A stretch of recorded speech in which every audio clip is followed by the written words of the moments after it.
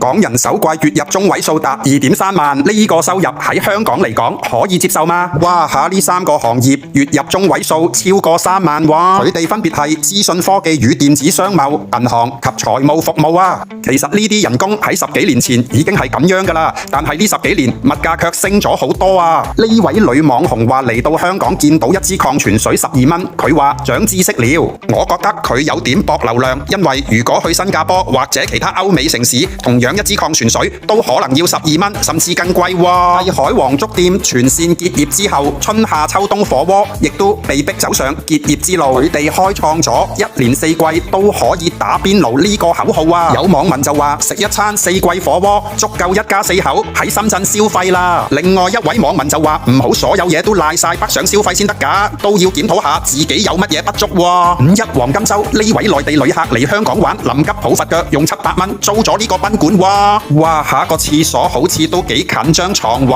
好似唔係太值喎。要提升本地嘅旅遊業，本地嘅酒店價格一定要降下來，否則每逢長假期都會喺麥記見到呢啲咁嘅情景。呢個位於西沙嘅樓盤好好賣，但近排卻錄得2宗撻訂。報道冇講乜嘢原因，是否因為銀行按揭唔批啊？華懋喺何文田呢個盤單日亦錄得12宗撻訂喎。雖然近排樓市氣氛好似有啲好轉，但未來幾年仍然不容許過分樂觀喎。喺香港12蚊一支礦泉水，你覺得貴嗎？香港嘅旅遊業、香港嘅飲食業同埋樓市幾時會復甦啊？復甦嘅關鍵又係啲乜嘢啊？下次長假期你仍然會願意嚟香港玩嗎？留言區同我分享下你嘅睇法啦！